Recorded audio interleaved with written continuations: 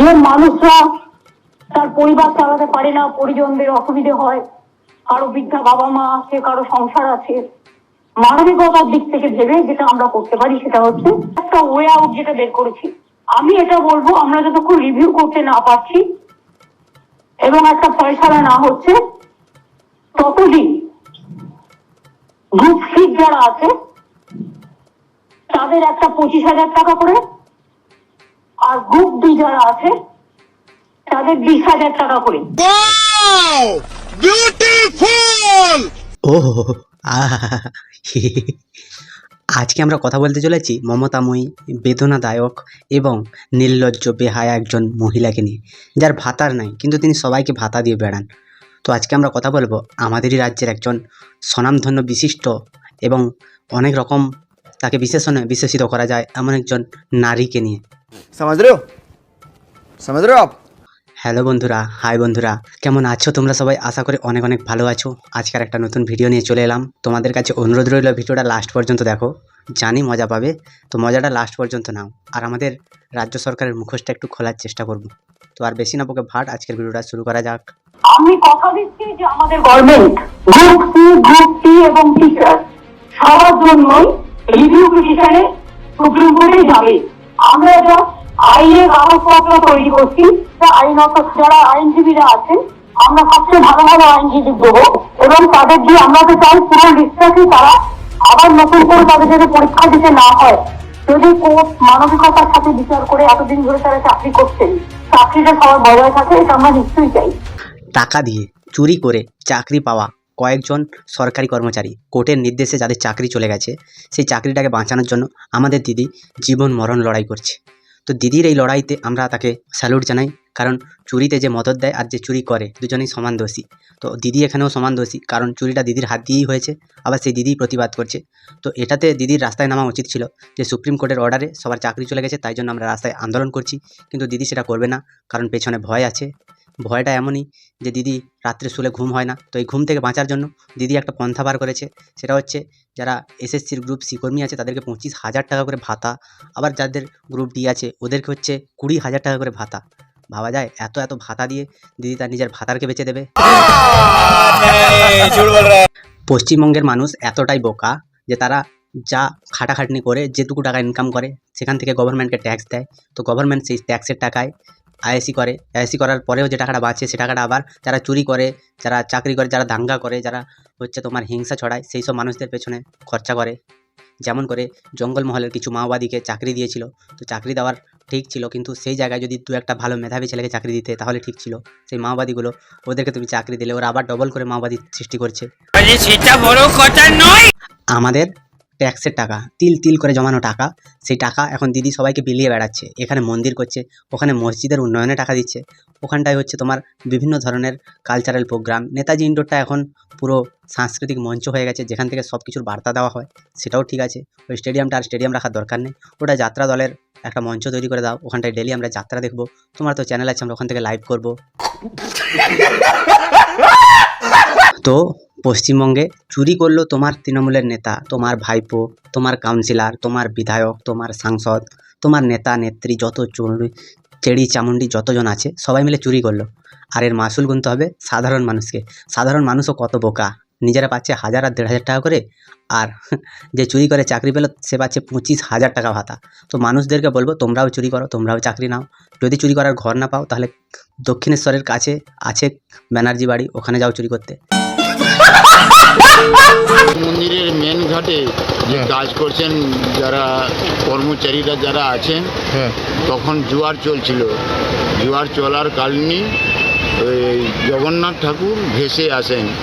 দীঘায় হচ্ছে জগন্নাথ মন্দির, জগন্নাথ দেব নিজে নাকি ভেসে এসেছেন। জগন্নাথ দেব দিদির যে আরাধনায় সন্তুষ্ট হয়ে তিনি আবার ভেসে ভেসে এসেছেন দীঘার সমুদ্রে মোহনার কাছে, সেটাও ঠিক ছিল। দিদি এত সুন্দরভাবে জগন্নাথ দেবকে আরাধনা করে, জগন্নাথ দেব এত সন্তুষ্ট হয়েছেন যে তিনি নিজে এসছেন। গুল মারার জায়গা আর নেই। দিদিই তো নিজে গন্দা ধর্ম করতে থাকে। তো এই ধর্মের গন্দা ধর্মের একটা মন্দির উদ্বোধনে যাচ্ছ, আর এখানটা একজন বলছে তোহা সিদ্দিকি, সে বলছে যে একটা মসজিদ হলেও ভালো হতো। তো তাদের কথাটা একটু শোনো, আর একটা মসজিদও বানিয়ে দাও। দেখো মসজিদটা বানালে ভোট আসবে, ভোট ব্যাংকে তোমার অনেক ভোট আসবে দিদি।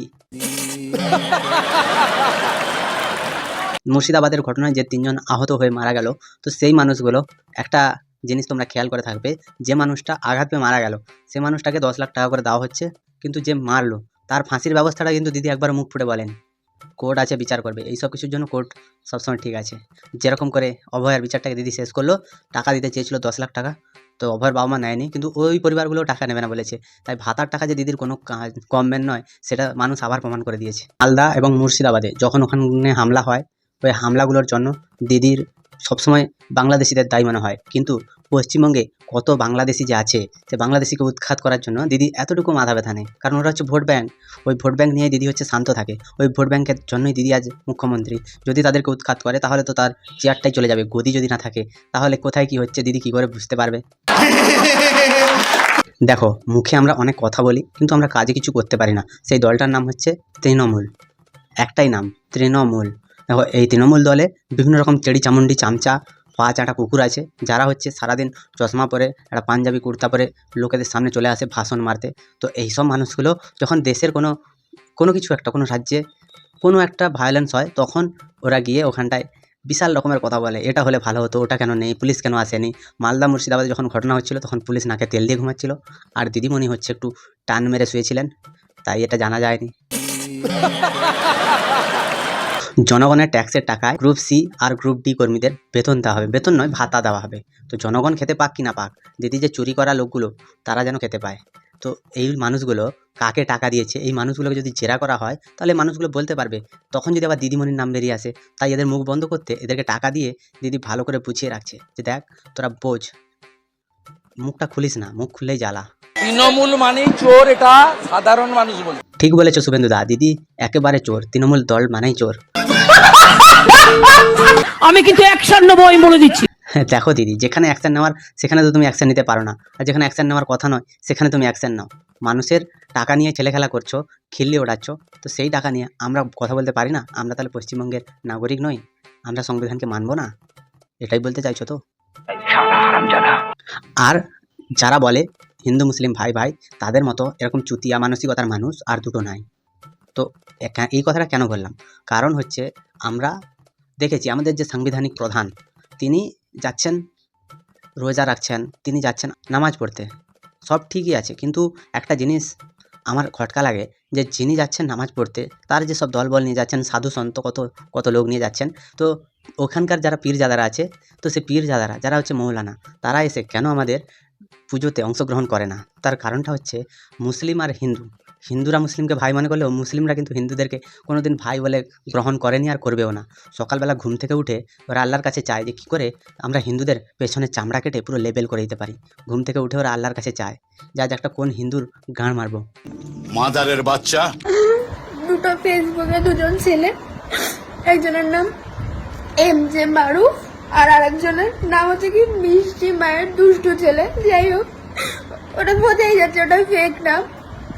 তো কাশ্মীরের ঘটনার উপর আমি অনেক কিছু শেয়ার করেছি, হ্যাঁ অনেকে সাপোর্ট করেছে, আর কয়েকজন হ্যাঁ এসে ওখানে খারাপ মন্তব্য করেছে, সেটা যার যার ব্যক্তিগত ব্যাপার। তোমরা সবাই জানো পাকিস্তানের পেহেলগাঁওতে একটা অ্যাটাক হয়েছে, তো সেই অ্যাটাক নিয়ে এই বনুটা একটা ভিডিও বানিয়েছিল। বনুটার ভিডিও বানাতে যত কিনোখার ছেলেরা আছে, যত কাটা বাচ্চা, ওদের গায়ে ঝাল লাগে।